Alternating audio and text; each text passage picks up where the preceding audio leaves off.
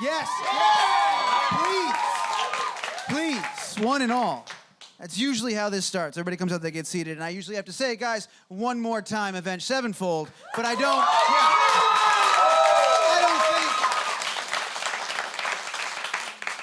For those keeping score, that was twice. You instinctually gave them the one more time, and now we just did it again. All of it merited. Welcome. Guys, thank you so much for being here. Congratulations on this record, on the tour, on everything. How you guys doing? How you holding up? Doing great. Thanks for being here. Yeah, right? All these people came out. Right? Yeah, thanks Surprised. Thank you. It's fun. Yeah, you guys are used to large crowds turning out. You had a show last night in a pretty big venue, right? How did that go?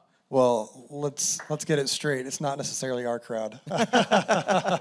There's a band called Metallica that played after us. Yeah. So Couple of young bucks. But we did have a lot of Avenged Sevenfold T-shirts and people screaming along. So that felt good. No doubt. No doubt. Yeah, it's hard to tell at home, and I've made this comment several times, but this is actually a massive space. There's 20, 30,000 people here right now. Yes. And, yeah, Don't modeled pan that after way. the Rome, the Colosseum is what the space is. But guys, so last night, an incredible show. When you play a show that size and the crowd becomes that large and you see all those shirts, what's that vibe like? What's that energy like compared to some of the smaller places you played maybe earlier back in the day when you have like 50 people in a room? Now you've got a couple thousand, 100,000. How does it even feel at that point? Go for it, Zach. I think you channel the same energy that got us here in the first place. You know, when we started out, we were playing our hearts out for 5 people, 10 people, 50 people, and all you have to do is remember where you came from. You get on that stage, you remember how lucky you are, and channel that inner youthful Avenged Sevenfold. Have fun. I mean, we can't go out there and out Metallica. It's their show. But what we can do is just have a blast up there, and I think we are. And I think, you know, our fans help pump up their fans, and you know, it's pretty awesome. Do you guys, this is not the first time you've been on a tour with Metallica. You've been on the bill before a little while ago. Do you ever get, the dumb question, you ever get tired of hearing those guys play live? I mean, that's got to be a real treat to be on the road with Metallica, right? I think the whole atmosphere is pretty surreal. Every night, seeing 60,000 people packing in a stadium, and and when Ecstasy of Gold plays and their intro starts, it just gives you chills every time. So I've definitely been in the snake pit every night watching, and I can't see myself ever not doing that. I'm going to do it every night. It's great. Absolutely. I was just going to say, down at that snake pit, that sounds great down there, by the way, too. We've been down there every night looking up and seeing the band that I first went to a concert was Metallica, my very first concert. Well, that's what I was... Now I'm playing with them. It's pretty cool. He has bad parents. Yeah, you're living the dream, right? True. Living the dream, right? You're playing with Metallica. When you started out many years ago, this was one of those goals, one of those aspirations. One day, man, we're going to play with Metallica. It's like you're doing it. You've done it several times. It was a goal, and our next goal is to do MetLife by ourselves. Yeah. Wow. I think So- that's... With these great fans, maybe someday. Without we're question, doing I'm that pretty next sure year, that's right? in the cards, man. What were... We actually want people to show up, too. Well, yeah. Oh, you didn't mention that part. Yeah, there's got to be people okay. there. I still think you could do it. I'm still Thank with you. What were just some, back in the day, did you guys ever cover early on, like some of your first covers as a band? Do you remember were any of them Metallica songs? Oh, I mean, you're always learning riffs. I think Yeah. everyone of our generation was probably learning Sandman. Sandman, yeah, that's... I mean, just like the earlier generations were learning Smoke on the Water, you know, it's just a classic, easy riff to learn. Pick up a guitar and you learn that. And then, I mean, other bands, we'd learn Pantera, Metallica, stuff like that growing up. sure. I don't know, Zach, you're a guitar player. What were you learning think, besides punk rock? What's on your mind, Zach? Yeah, man. Open up, Zach. This is a safe space. Yeah, but obviously you got to play Metallica songs. Growing up as a guitar player, the problem is those guys wrote so many great riffs. There's not a whole lot left for us, you know. Yeah, how many times did that happen where you're like, I got a really cool idea, and someone's like, that's for whom the bell tolls? I'll tell you what. Between Metallica that and didn't happen Pantera, at all. Metallica and Pantera, pretty much, they wrote all the great riffs. Black Sabbath, they beat us. So now we got to write stuff like Exist, which is so. Which we're gonna get to, fucking by the hard. way. Yeah, we're gonna talk about how just that to try and separate from the pack. I usually, towards the end, I'll pull some questions from Twitter, but this one was really on topic, and I thought it was great. At A7X Brazil fan, and I got to read it out, even though we all know what that means. But they wrote, being back with Metallica after, I don't know, what is it, like 10 years or something like that. Do you think back of that first time you guys got to play with them compared to where you're at in your career now, and like what's different, what's the same, like has anything? Well, Brooks is here. Yeah, Brooks is here. Hi. And I think the first time we played with them, it was a lot more hostile. Oh, really? Oh, yeah. We played Mexico City with them, and we got so many pesos thrown at us. And Zach got hit in the eye. Not enough to pay for anything. but quite a few. I think I got a shot of tequila from it, though. Well, think- so- we played 3 days in a row. And the first day, I got hit in the face with a battery. We went up there. We thought we were just going to go out there and kick ass. They were not nice. The next day, I came on stage with a bottle of Don Julio and started handing out shots. And they liked me. So, note to self, make True friends story. first. And there was, I called someone out in the audience in the first night, and remember, like, half the audience turned their back to us, and they're all flipping us. Oh, yeah, it was, They literally listen, turned on you. these are Metallica fans, and they're hardcore, and you got to earn your stripes. And we definitely are in a different spot now. So that's a big difference. But we do completely... We're cognizant of the fact that when we go out there every night, we're trying to win over people that wouldn't necessarily come to an Avenged Sevenfold show. Yeah. You know, if we did our own show here, there would be like 1/5 of as many people. It wouldn't even be close. So there's 40,000 people there that are skeptical of us. And so we need to go show them why our fans like us and what we do. So that's kind of the goal in this tour. So that gets your blood pumping a little more. Then it's easy to go out there and headline a show that everyone's there for you because you have your fans, everyone's having a good time, you're all singing together, it's great. But when you got to go out there and earn it, it definitely, there's some nerves that we haven't felt in a long time. So No it's question. cool. And you're doing that on the back. You guys were just coming off a European leg, right? You were just Yeah. doing a tour out there, Yeah. and on your turf with your set with all that stuff, and now Yeah, you're in over our here. playground, yeah. And then now we're just thrown out there. Right? That's part of it. That's what keeps it fresh. It's and why good you when do it goes for so good. long. Yeah, well, You know, it's definitely, we've had some little powwows after the shows, and we've been excited because we know that we've maybe turned some new people on to Avenged Sevenfold. yeah, for sure. I would be remiss if I didn't, on behalf of everyone here, say congratulations to Sinister Gates and the new baby. Celebrating baby Gates. Which is awesome. Because I was going to say, that's one of the big differences, too, I'm sure, for the last time you guys played with them, is a lot of you guys have kids now. We all have we kids. know it. Yeah, you have kids. That was he was the last one holding out. But Yeah, we almost have pulling out. almost enough for a baseball team. Yeah, Seven it's getting boys between us. baseball team or a boy band. The true hoping Avenged for boy band. Sevenfold. Seven boys. And Well, a my boy son band. told me the other day that he's going to take the name Avenged Sevenfold, and he needs us to change our band name. So he's almost 5, and he's already telling me Nice. Well, he knows what he wants. I'm over it. He's Yep. going for it. Totally. You got to admire that. Yeah. Speaking of knowing what you want, and yes, you're right to be impressed by that segue, I want to talk about this album, which is clearly composed and written by a bunch of guys that knew what they wanted to do and knew what they were making. This is your first concept album, right? We can call it a concept album.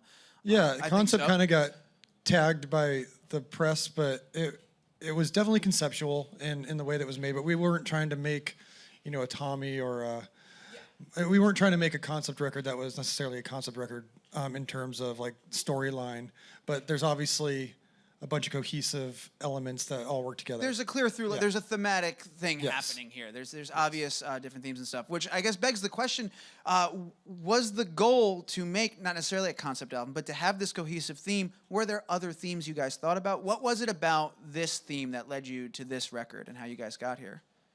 Well, I don't know if at the beginning we weren't thinking about space and artificial intelligence as necessarily working as a concept, but obviously it all plays into like human elements and some of the bigger questions we have. And the way I always was able to kind of piece it together was artificial intelligence may be the answer to us exploring more into the cosmos. So for me, that kind of always tied together, and I've read a lot of books on both subjects, and the human brain probably isn't going to figure out things quick enough to actually explore or to get outside of this little bubble we're in here in our solar system. So intelligence from another source might be the answer to that. Something might be able to figure it out for us. And so that's why it all kind of played together, and we were able to make all these songs that kind of deal with different aspects of the human condition and the human, story, and where we're going.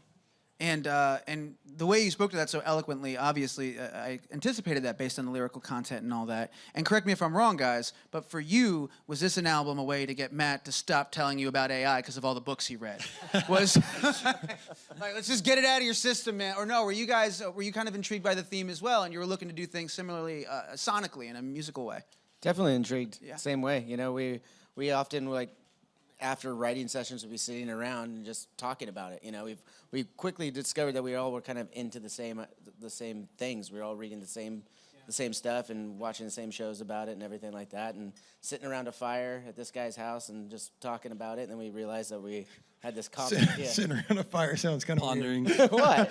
Hey, sit around Sitting a around fire, a fire you know? Yeah, under everyone's blankies been in front of a together. fire. Piece of that. To be honest, though, Roasting marshmallows, Yeah, and you know. sticks. Just think it's an adorable night. all at the these house. guys actually know a lot about this stuff, and we just have discussions. So it wasn't all me, but like I was actually more enlightened by the conversations we would have every day about different things that everyone was bringing to the table. Like, oh, do you know about this? Or have you heard about this theory? Have you read this book? So a lot of it was that, and there was the U.S. elections were going on, and that was just so crazy at the time. Like, just what was going on in the world was just so wacky that we were having a good time with that as well. Yeah, thank God we're through with the wackiness, right? Oh yeah, We've made it it's through. all done. Huh? Thank God we're on the other side of the wackiness. So you basically had this weird environment where every day we're watching CNN would be in the background with another crazy headline, and everything was just so crazy that it made for a really interesting album. I think we reflected that pretty well, as artists should.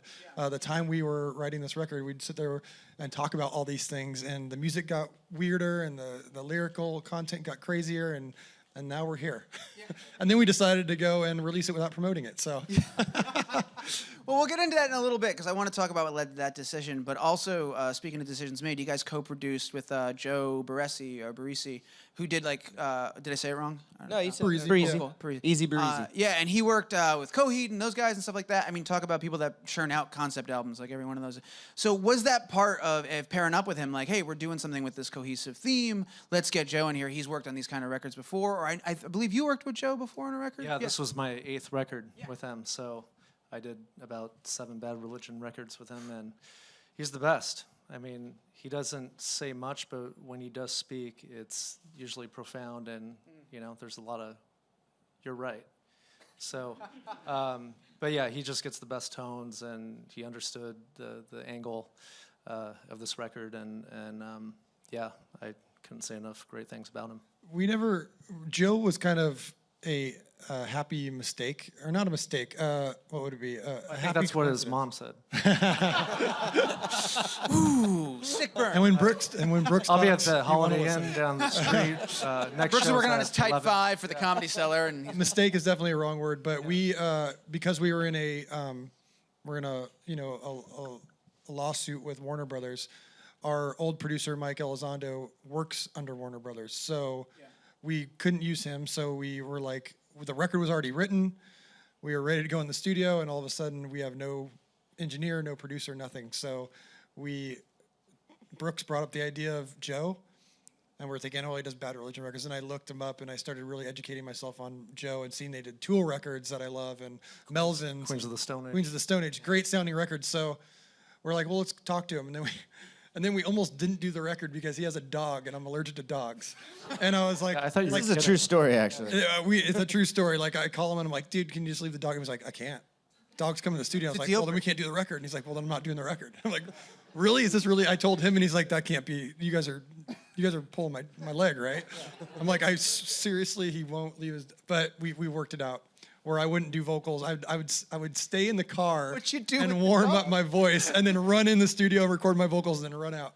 So so you would sit in your car. that's for another session. You'd sit in your car, radio on, I'd warm drive up, up to LA, warming up, AC ready to blaring, sing. getting yourself in the zone. Getting And then my- would he doing my like thing. text you like, all right, dog's in the crate. He's all vocal. Mike is ready to go, and I would Turned out, just we're run rolling. in and Just running and drop a take. It's a sweet dog too. impre- I'm not allergic to dogs where I can't be around them. I just can't sing to my full potential if I feel allergies. No, 100%. Yeah, your instrument. I don't hate dogs. It's I love dogs.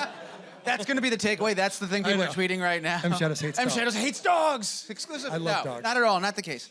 I want to go down the line and ask a couple of quick, specific questions to you guys individually real quick, because we only got a couple of minutes left before we turn over to audience Q&A.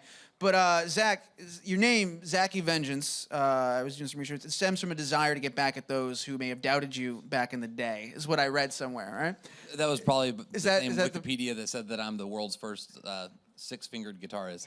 All right, I'm not going to ask you about that then. No. We won't fingers. talk about the 6 fingers. No, I'm gonna get those bastards one way or another. so let's start there. Is that not the actual origin of that name, or why you chose the name? You know, to be honest, a lot of people probably don't know this, but that was my clever take of trying to be like, you know, the cool bands that like put their last name into their band name, like the Ramones or. And I was like, I can't be Zachy Avenged. I can't be Zach. I didn't want to be Zachy Sevenfold. I think you called yourself Matt Sevenfold for a while. Probably did. Because it was like the cool hardcore thing. It was to the do. thing to do in the hardcore scene back in the That's what we did. So I late was thinking, 90s. You know, avenged. I was like, vengeance. I was like, oh, cool, vengeance. But no, really, I just want to get back at everybody that really bugged me. Well, I was going to say, you know, staggering fan base and stadium shows aside, would you say you've achieved that goal at this point? I always go out there and let them know that Zachy Vengeance is coming for them. That's pretty amazing. John, I was checking out the earliest or the most recent rig rundown I could find for your gear was like a 2013 thing, and it was like 2 MXR DIs. I'm going to get a little gear heavy for a second. I hope nobody minds that and that doesn't bum anybody out, but it's not. We're going to go deep for a second. I saw the 2 DIs. You had like a chorus pedal in there, a noise suppressor, and I was surprised because your tone is friggin' huge, and it does such a perfect job. I think especially when you have 2 ferocious guitars over it, you have to find and carve out your space and not encroach, but complement that space. And I'm wondering, how often do you, if at all, refresh that rig, add new things, take things out? How often are you reassessing the tone, especially when you're going into a new album? I mean, it does happen pretty much after every album that we do. I'll refresh it a little bit based on what the sound we were going for was on the album and try and recreate it as much as I can in a live setting. Yeah. But I do run, in addition to those DIs, there's 2 Galen Kruger heads. One of them's doing a clean thing, and one of them's doing a dirty thing, and then the front of house guy blends it together so that it fits in there nice. That's brilliant. Well, it sounds amazing. Thank you. And I was going to ask where you're getting that low end, the dirty side when it had to be blended because it's never too abrasive and it's always got a nice full round sound to it. So I guess that's the secret. That's how you do it. that's what I'm doing. Thanks. Got it. Wow, Awesome. It's nice. It's real nice, real smooth. Brooks, you. Yes. Yeah. Welcome. Thank you. Not just to this stage, but to this band, man. I know you've been playing for a little while. You got this record, but I, for one, personally, am very happy you're here. Your performance Thanks, on this album is incredible, dude. Thank you and very I'll hold much. for applause. I won't. Thank you. I appreciate it. I got a chance to see you a couple of times when I saw you play with the D back in the day. You did some Tenacious D shows, and you were friggin' mind-blowing then. And, of course, all your time with Bad Religion, stuff of legends, man. But I don't think we've had a chance on a record to hear you play the way you're playing here before. I don't think. Maybe I'm wrong, but that's from what I can tell. Was that part of what got you into Avenged Sevenfold in your mindset? You were like, this is exactly the outlet I'm looking for. This is the kind of music I'm ready or I want to play and put out there? Yes, to all of the above. Cool. I think with Bad Religion, I was able to spread my wings somewhat, but you know, obviously, you know, the how I'm playing now in this band is totally different. And one of the bands that came closest to the style in the past was a band called Infectious Grooves that I played in, and that was their introduction to me back in '95. So, but yeah, I mean, just the fact that, you know, I have so many more colors to paint with and all the styles that I studied growing up, I'm now able to apply, you know, in a band format is very rewarding. For sure. And Bad Religion was never a slow tempo band by any means. No, you were no. always playing aggressive. You're playing fast. You're playing hard. I had to think, get a lot of massages. Yeah, I imagine. Has the massage count increased since you've come over to Avenged? There's a lot of technical stuff you're doing I get now. 2 a day, morning Nice. and night. That's who that person was back there in the green room. That's what Michelle. Yeah, That's Michelle. Michelle. And then Rhonda's going to be later. They're very nice people. And then Matt, I wanted to talk to you, man. Your vocal tone, it's evolved. Every record, it gets a little bit further. And I was reading somewhere, unless this was the same shitty Wikipedia article, but it said that for a long time now, you've had it in your head since the early days that you were going to transition slowly away from screaming and focus a little bit more on singing. And whether or not that was a plan, that's kind of happened. And I was wondering where that decision came from, if that was a longevity thing, if you knew that if you kept screaming, eventually you were just going to tear everything apart, or if it was also an artistic thing of like, this is a direction I really want to go in and I want to work us there over time. Well, first off, it was, always the artistic direction. We were looking at all of our favorite bands growing up, and none of them necessarily were screaming bands. We just were part of a scene that we enjoyed at the moment, but it was kind of creating a bubble, that whole like emo hardcore thing that was going on, the Hot Topic shirts, the whatever it is.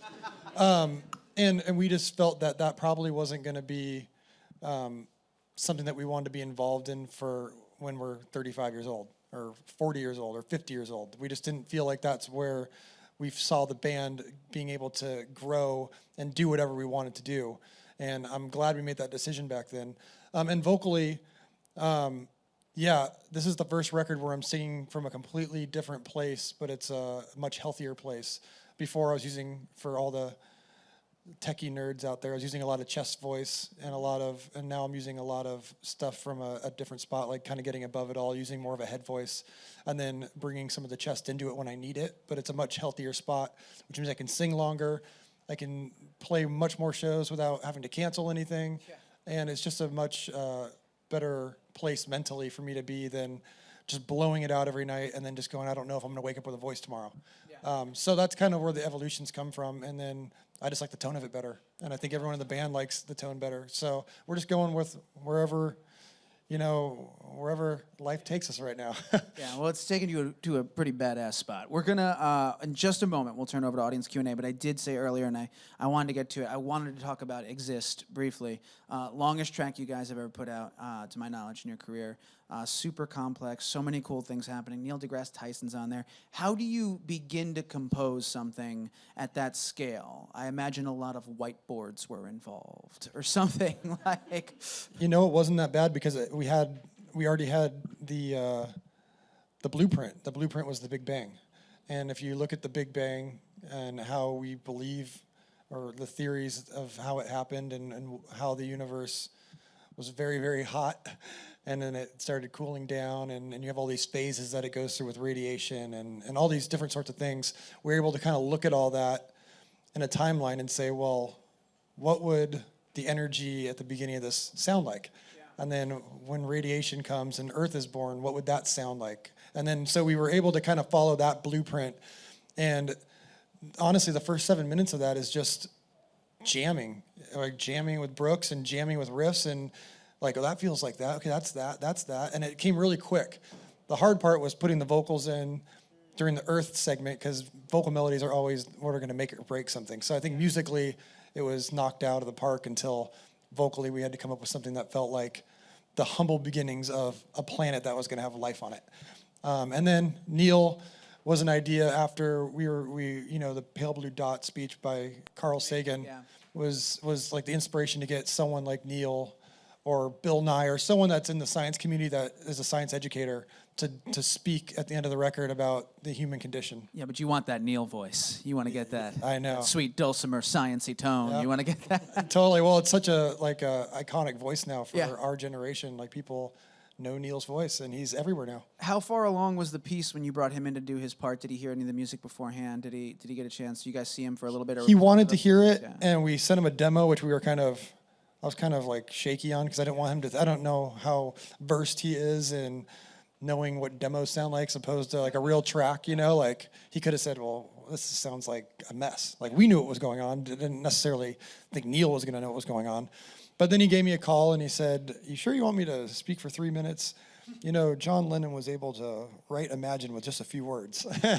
And I said, "Well, we're a little more, some more progressive thing." And I said, we've got this under control. We know what we're doing here. Like, we need it to be about 3.5 minutes. And he was all game. That's kind of what you got to love about him, though. Even when we had him here at the old studio a little while ago, and we had an old logo, and one of the greatest moments that's ever transpired on this show, it happened backstage, where Neil deGrasse Tyson took out a Sharpie and on one of the walls in the studio proceeded to give a lecture for 15 minutes why our logo was unsound, because the circle was under the triangle, which is geometrically an unstable base, and this dude went in and like went into That like is the an incredible history story. of shapes. It was incredible. So I was gonna say, did he offer any like painfully honest critique or opinion? And it sounds like in the He first did a little bit, overall yeah. he did. And by the way, we were going back and forth with him on what was going to be said, and he had some, he's like, well, I don't want to say this, and it's got to be my own voice, and it's like, yeah, great. And then so he wrote some stuff. We kept going back and forth, but you knew every time you sent him something, you were going to get some opinions back. You actually have to beat him in a knife fight to play the guitar part. I believe it. That's on Wikipedia now. All right, last question, because I thought it was follow-up while you were talking about vocal melodies, and I swear, we're going to audience, I promise. But do you outsource ideas and opinions when you're writing those difficult vocal melodies? Every single part of every aspect of this band gets outsourced. Like, he doesn't just put whatever drums he wants on, and I don't put whatever vocal melodies, and Brian doesn't play whatever solos, and he doesn't play whatever rhythm part. It's literally... But Johnny can play whatever. But Johnny can play whatever he wants. And that's You're right. why it sounds the He's way the it king, does. Johnny. He's the only the king. exception. But no, we... every single aspect of a song is not written until everybody's stamp of approval is on it. It's not like, randomly play whatever drums you want, and whatever solo you come up with is all good. No, it's... Well, thank you for that. Thank you for indulging. All right, it is time. We're going to take our first question. Microphone, who has it? Where? Oh, right there. Awesome. All right. So, firstly, I want to say thank you to you guys for doing this. It's amazing. Last night was about my 10th time seeing you guys. I've been a fan since sounding the 7th trumpet. You guys are absolutely phenomenal and bring it every single time.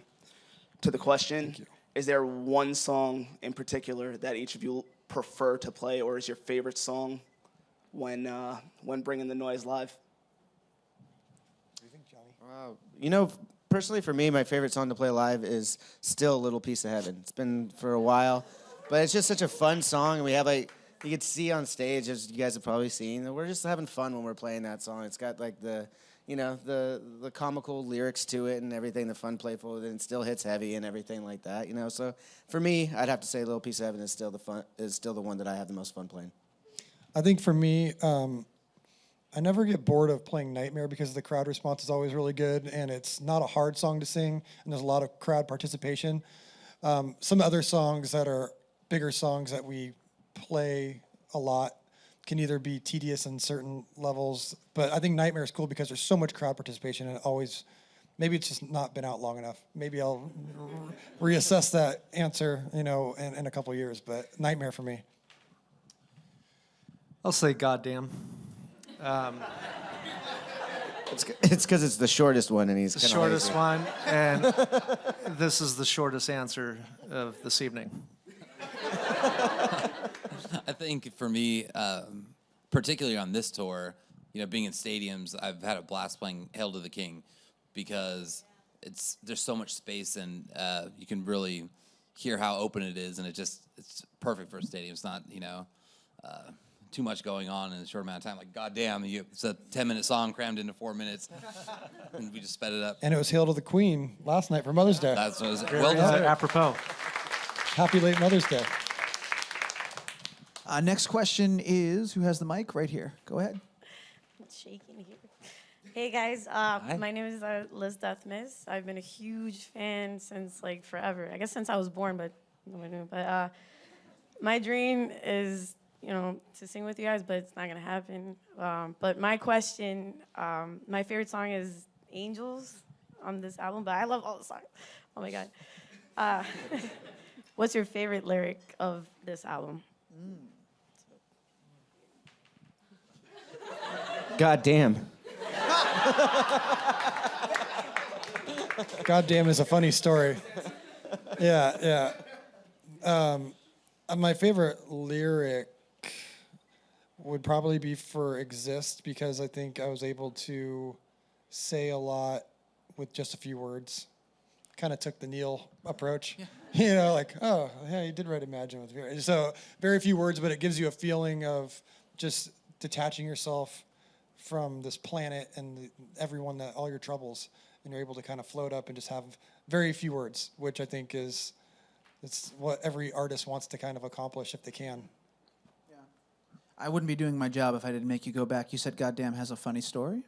Yeah, when we were writing Care to that share? chorus, like I remember Brian was always going like, "Na na na na, goddamn," and he kept saying it, and he kept saying "goddamn," and I was like, "Dude, we got to use that," and he's like, "We have to use that because if we do, then we'll probably have tons of problems getting it played on the radio, and it's the stupidest decision we could ever make. So let's do it." So we did it, and now we're having tons of problems with radio programmers. Brooks, do you have a favorite lyric? When a boy becomes a man. That was fucking awesome. As the boy became. Lyric-wise, As a boy. You could let Because him a You man. went as long as you could. It's that. Now I know The only what he thinks, reason now I know what he thinks of me. Because I have a set of 7-year-old identical boys, and one of them, Cash, runs around the house and sings that lyric on repeat. And that was the first thing that comes to mind. And if it sticks to a 7-year-old, there's something to be said about that. I'm a big fan of the lyrics for the song "The Stage." I mean, I love the chorus. It's thought-provoking. We're trying to be all grossed up. In fact, Johnny Christ, he's not wearing that hairstyle for a fashion statement. It's actually because it becomes more aerodynamic now that we're scientists. This is true. This is the mission to Mars right here. The science permeated throughout every aspect of the decision-making process. very true. Yeah, very cool. Regrettably, we have time for one more question. No pressure, but I believe it's right here. Hi, thank you again so much for doing this. I'm another huge, longtime fan. I doubt that you guys have thought about this yet because you're still really behind the stage. But I was wondering, have you any ideas for your next album? And if so, do you think it'll kind of follow the same style of the stage, like kind of being, I guess, kind of proggy or something along those lines? I really don't know. We usually write pretty much in the moment what we're feeling when we go in and kind of focus in on that. So like we don't know what we're going to be feeling in a couple of years, But what I love about having Brooks in this band is that it's opened up a whole new dynamic of things we can explore, and it's not like there's a lot to be explored. Let's just put it that way. And there's a lot of ideas and things that, like when we got towards the end of this writing process, everything was coming so quickly and it was very fluid and there was a lot of stuff. And so I feel like getting to the next process, I'm really excited to see where that goes because this is our first record with him. I can't wait for number 2 and 3 and just see where that takes us. Yeah, this is. Oh, thank you. Thank you for the question. Yeah, this is a hell of a jumping off point if you look at it that way. I mean, the album is one of my favorite, if not my favorite from you guys. I think it's fantastic front to back. And so thank you for that. Thank you for this. Thank you guys for your incredible questions. Thank you. Thank you, everybody. Don't forget, if you don't have it already, The Stage, get it. These boys are on tour right now with Metallica, and then more tour news to come, I suppose, right? Like in the Headlining future? tour in January and February. There we go. Headlining tour back. January, February. We're coming back. Guys, one more time, Avenged Sevenfold.